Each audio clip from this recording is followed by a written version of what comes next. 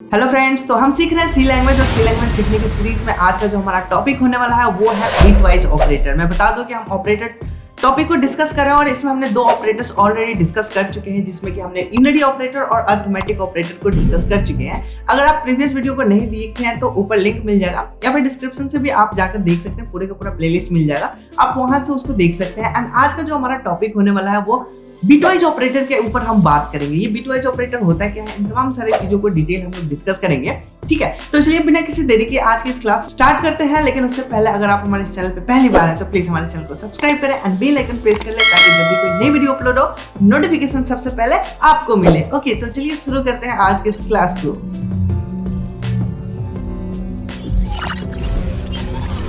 Guys, तो हमारा last जो क्लास रहा है उसमें हमने अरिथमेटिक ऑपरेटर को डिस्कस किया था, साथ के साथ हमने प्रैक्टिकल भी किया था, जिसमें हमने देखा था कि जो अरिथमेटिक ऑपरेटर होता है उनको हम बाइनरी ऑपरेटर के भी नाम से जानते हैं। और यहाँ पे आप देखेंगे इसके प्रेसिडेंस लेवल के अकॉर्डिंग ये वर्क करता है। ये सारी चीजें हमने पिछले क्लास में देख चुके थे प्रैक्टिकल के साथ। अगर नहीं देखे हैं तो प्लीज डिस्क्रिप्शन में जाए, वहां पे आपको लिंक मिल जाएगा, इवन ऊपर आई बटन पे भी आपको लिंक मिल जाएगा, वहां से आप लोग देख सकते हैं, उसको पूरा डिटेल आप समझ सकते हैं। ठीक है, तो चलिए मैं आगे बढ़ता हूँ। आज का जो हमारा टॉपिक होने वाला है वो हो जाएगा बिटवाइज ऑपरेटर। अब ये बिटवाइज ऑपरेटर जो काम करेगा ये बिट के फॉर्म में काम करता है। बिट क्या होता है, तो 0-1 को बिट कहा जाता है। तो हमारे कंप्यूटर में जितने भी काम होते हैं वो सभी के सभी बिट के फॉर्म में ही काम होता है। तो एक्चुअली यहाँ पे जो डेसिमल नंबर्स होंगे उसको वो बिट में कन्वर्ट करेगा, देन उसके ऊपर ये ऑपरेशन करने का काम करता है। ठीक है, वही बात यहाँ पे लिख रहा है, bitwise operator are operate on bit. यहाँ पे जो ऑपरेटर्स हम लोग देखने वाला है, यहाँ पे आप पूरे के पूरे टेबल देख सकते हैं। यहाँ पे ये सारे के सारे जो ऑपरेटर हैं ये सारे बिट पे काम करते हैं। जब हम दो ऑपरेंड के साथ इनको यूज करेंगे तो उनको वो पहले बाइनरी में कन्वर्ट करेगा, फिर बाइनरी में कन्वर्ट करने के बाद उसको ऑपरेशन करेगा, उसको यूज करेगा। और यहाँ पे मैं बता दूं कि ये जो टेबल बना है हाई प्रेसिडेंस लेवल से लेकर लो प्रेसिडेंस लेवल तक को ध्यान में रखते हुए बनाया गया है। हाई प्रेसिडेंस लेवल क्या होता है कि अगर सेम ऑपरेशन में अगर इनमें से मल्टीपल्स ऑपरेटर यूज होते हैं तो सबसे पहले फर्स्ट वाला ऑपरेटर यूज होगा, उसका ऑपरेशन सबसे पहले होगा, उसके बाद फिर बाकी उसके नीचे होते जाएंगे। प्रेसिडेंस लेवल को हमने पिछले क्लास में भी अच्छे से एक्सप्लेन किया है, तो उसको आप लोग एक बार विजिट जरूर करेंगे। ठीक है, तो चलिए मैं इसको आपको प्रैक्टिकली करके दिखाऊंगा। फिलहाल मैं यहाँ पे बता दूं, जो यहाँ पे सबसे पहला जो दिखाई दे रहा वो है एंड ऑपरेटर। और ये सभी के सभी जैसे गेट होता है ना, गेट आप लोग पढ़े होंगे फिजिक्स में, एंड गेट, और गेट, नॉट गेट, लगभग सब वही है। यहाँ पे देखेंगे जो सबसे पहला आपका ऑपरेटर दिखाई दे रहा है ये एंड गेट का सिंबल है, एंड बता रहा है, इसको बिटवाइज एंड के नाम से जानेंगे। ये जो लकीर आपको दिखाई दे रहा है ये एक्चुअली आपको कीबोर्ड के एंटर बटन के आसपास में आपको देखने को मिल जाएगा। किसी किसी में लेफ्ट साइड में होता है, किसी किसी में टॉप साइड पे होता है, आप लोग ध्यान से देख लीजिएगा। ठीक है, इसको बिटवाइज और ऑपरेटर कहते हैं। और ये जो कैरेट सिंबल है इसको एक्सॉर ऑपरेटर कहा जाता है, और ये आपको मिल जाता है कीबोर्ड के 6 नंबर बटन पे आपको देखने को मिल जाएगा। ये कैरेट सिंबल होता है।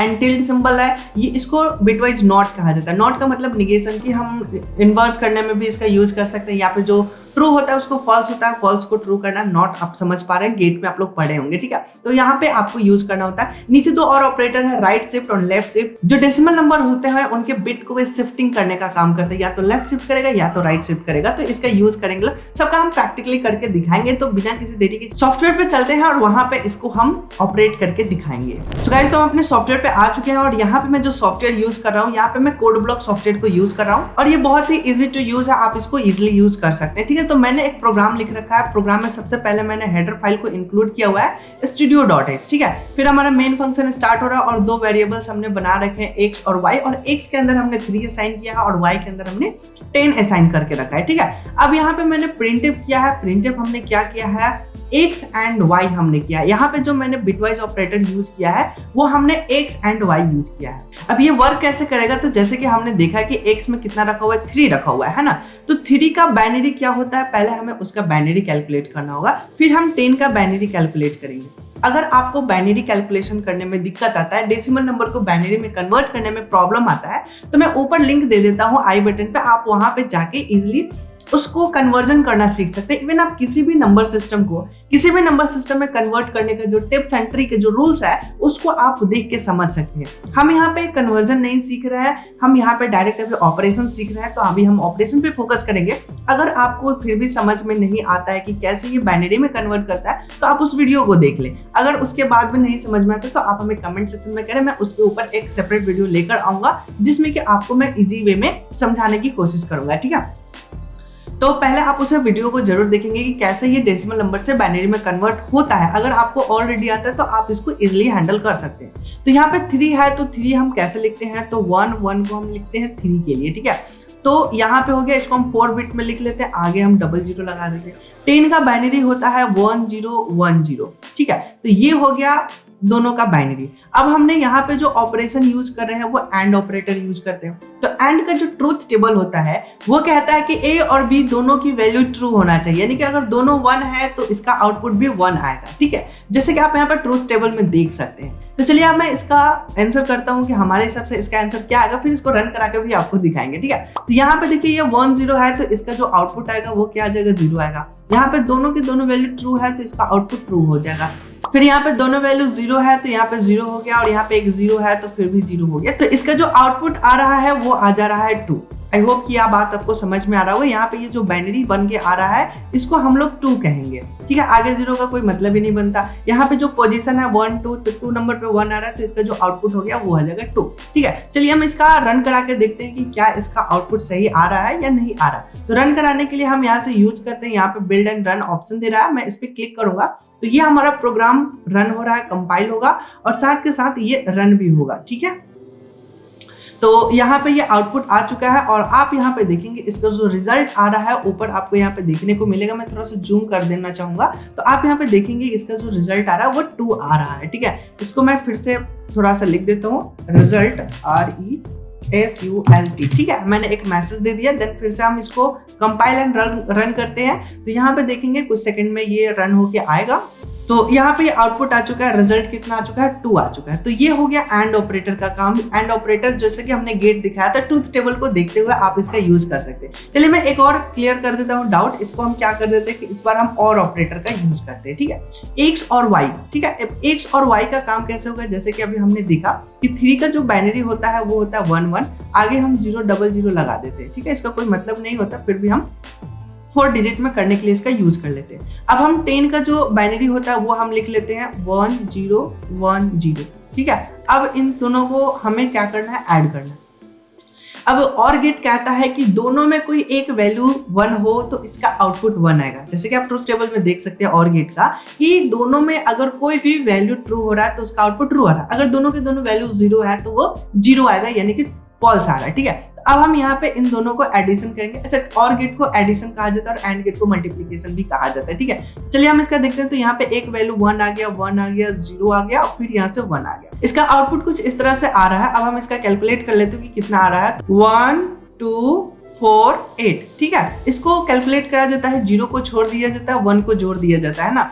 8 2 10 और 1 11 हो जाते हैं, ठीक है। हम इन सबको प्लस कर देते हैं तो इसका आउटपुट कितना आ गया, 11 आ चुका है, ठीक है। चलिए हम इसको रन करा के खुद से देखते हैं कि इसका आउटपुट क्या उतना आ रहा है या नहीं आ रहा है। तो हमने यहाँ से कंपाइल एंड रन किया तो यहाँ पे फिर से इसका आउटपुट आता है। तो देखिए कितना आ रहा है, ठीक है। तो यहाँ पे देखिए रिजल्ट कितना हो चुका है, रिजल्ट यहाँ पे 11 आ चुका है। तो अब आप समझ सकते हैं कि ये जो बिटवाइज ऑपरेटर है ये डेसिमल नंबर पे काम नहीं करता है, ये बाइनरी में इसको कन्वर्ट करता है फर्स्ट ऑफ ऑल, और फिर उस जो बिट निकलता है उस बिट के ऊपर ये ऑपरेशन करता है। तो आई होप कि ये सारी बातें आपको समझ में आ जाता है। इसका एक एक्सॉर गेट भी होता है। तो एक्सॉर गेट के लिए हम कैरेट सिंबल का यूज करते हैं, ठीक है। तो कैरेट सिंबल में यहाँ पे एक्सॉर गेट क्या कहता है कि जो सिमिलर वैल्यू है उसको 0 कर देगा और जो डिसिमिलर वैल्यू है उसको 1 कर देगा। तो एक और मैं फटाफट करके एक बार और दिखा देता हूँ, 0 0 1 1, ठीक है। ये मैंने 3 का लिख दिया और 10 का मैं बाइनरी लिखूं तो 1 0 1 0 मैंने यहाँ पे लिख दिया। अब इसका जो मैंने अभी बताया कि जो डिसिमिलर वैल्यू होता है उसको 1 कर देता है और जो सिमिलर वैल्यू होगा, यानी कि दोनों 0 है तो 0, अगर दोनों 1 है तो भी 0, अगर डिफरेंट है तो उसको 1 मानेगा, ठीक है। तो यहाँ पे 1 और यहाँ पे 0, यहाँ पे 0 और यहाँ पे 1, ठीक है। कुछ ऐसा आ रहा है। तो यहाँ पे आ रहा है कितना, 1 2 4 8, तो 8 और 1 9, दोनों को जोड़ने के बाद हमारा कितना आउटपुट आ रहा है, 9 आउटपुट आ रहा है। तो चलिए अब हम इसका रन करा के देखते हैं कि क्या कैरेट सिंबल के साथ एक्सॉर गेट में 9 आउटपुट आ रहा है कि नहीं आ रहा है, ठीक है।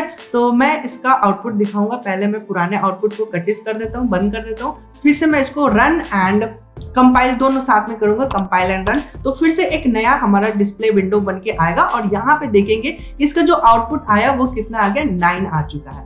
ठीक है। तो ये सारे के सारे काम बहुत ही खूबसूरत तरीके से काम कर रहे हैं। अब एक और सिंबल नेक्स्ट जो हमारे पास जो ऑप्शन आता है वो आता है right shift and left shift, ठीक है। तो चलिए उसको भी हम यहाँ पे देख लेते हैं। तो यहाँ पे जो मैंने ऑप्शन यूज किया ये क्या हो गया, राइट शिफ्ट हो गया। अब राइट शिफ्ट क्या होगा कि एक्स को शिफ्ट कर दो वाई के टाइम पे। तो हम ऐसा नहीं करते, हम ऐसा कर लेते हैं, पहले हम वाई कर देते हैं, वाई को शिफ्ट कर देते हैं 3 बिट, ठीक है। आई होप कि आप समझ पा रहे हैं कि हमने वाई को बिट कितना बिट शिफ्ट कर दिया, यहाँ पे हम x लिखेंगे 3 बिट शिफ्ट कर दिया। अब y में कितना है, तो y में 10 है, तो 10 का जो बाइनरी हो गया वो 1010 हो गया। अब इसको हम 3 बिट राइट की तरफ शिफ्ट करेंगे। तो ये राइट की तरफ जब शिफ्ट होगा तो ये शिफ्ट हो गया, आगे बढ़ गया, ये आगे बढ़ गया, ये आगे बढ़ गया, ये 3 बिट जो है ये हमारा आगे बढ़ जाएगा।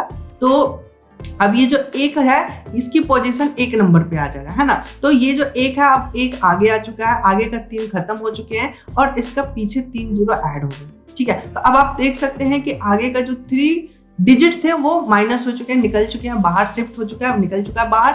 अब इसका आउटपुट क्या बनेगा, तो इसका आउटपुट आप देख सकते हैं सिंगल 1 बन रहा है। तो चलिए हम इसका आउटपुट रन कराकर देखते हैं कि क्या वाकई 1 आ रहा है या कुछ और वैल्यू आ रहा है, ठीक है। तो इसको हमने यहाँ पर रन कराया, तो अब आप यहाँ पे देखेंगे कि क्या आउटपुट आ रहा है। आप यहाँ पे देखेंगे जो हम कैलकुलेट कर रहे हैं बिल्कुल एग्जैक्ट वैसे ही आ रहा है। तो यहाँ पे 1 आउटपुट आ गया, ठीक है। मैं इसको एक बार और आपके डाउट्स को क्लियर करते हुए करूंगा। इसको मैं 2 कर देता हूँ, हम 2 बिट ही शिफ्ट करेंगे, ठीक है। तो जैसे कि 10 का हम बता रहे हैं कि 10 का बाइनरी डिजिट कितना हो जाए, तो 1010 होता है, 1010, ठीक है। तो ये 4 डिजिट का हमारा 10 हो गया, ओके।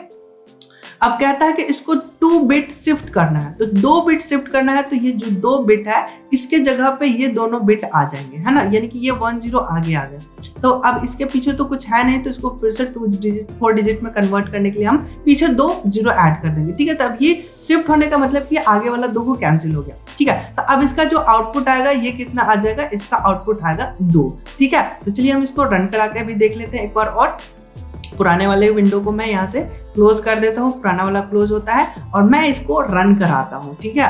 तो इस तरह से आप देखेंगे कि कितना आउटपुट आ रहा है। तो आई होप कि यहाँ पे 2 आ रहा है, बिल्कुल वेरी गुड। यहाँ पे क्या आ रहा है कि 2 आ रहा है। तो हमने 10 को अगर 2 बिट शिफ्ट करें तो रिजल्ट 2 आ रहा है, अगर 3 बिट शिफ्ट कर रहे हैं तो 1 आ रहा है। तो इस तरह से शिफ्टिंग वर्क करता है। और आपके लिए आज का जो होमवर्क रहेगा, आपको लेफ्ट शिफ्ट का यूज खुद से करना है और आपको बताना है कि क्या एक्सपीरियंस रहा, क्या आपसे हो रहा है, जो आप कैलकुलेट कर रहे हैं वैसा आउटपुट आ रहा है। अगर किसी भी तरह का डाउट और समस्या, कोई भी प्रकार का दिक्कत है तो आप हमें कमेंट सेक्शन में कमेंट करके जरूर बताएंगे। और ये जो आज का क्लास रहा ये आपको कैसा लगा ये भी हमें बताएं कमेंट सेक्शन में। और इंटरेस्टिंग एंड कुछ नया सीखने को मिल रहा है तो आप अपने दोस्तों के साथ जरूर शेयर करें। और मैं एक बार और बात कहूंगा कि इस ऑपरेटर को यूज करने से पहले आपको बाइनरी कन्वर्जन आना चाहिए। सो गाइस, तो मुझे उम्मीद है कि आपने इस क्लास को बहुत ही अच्छे से एंजॉय किया होगा। मैं एक बार इसका लिस्ट दिखा देता हूँ। सो गाइस, तो मुझे उम्मीद है कि ये जो क्लास रहा है इसको आपने बहुत अच्छे से एंजॉय किया होगा। हमने इसमें बिटवाइज ऑपरेटर को यूज किया, साथ के साथ प्रैक्टिकल भी हमने देखा।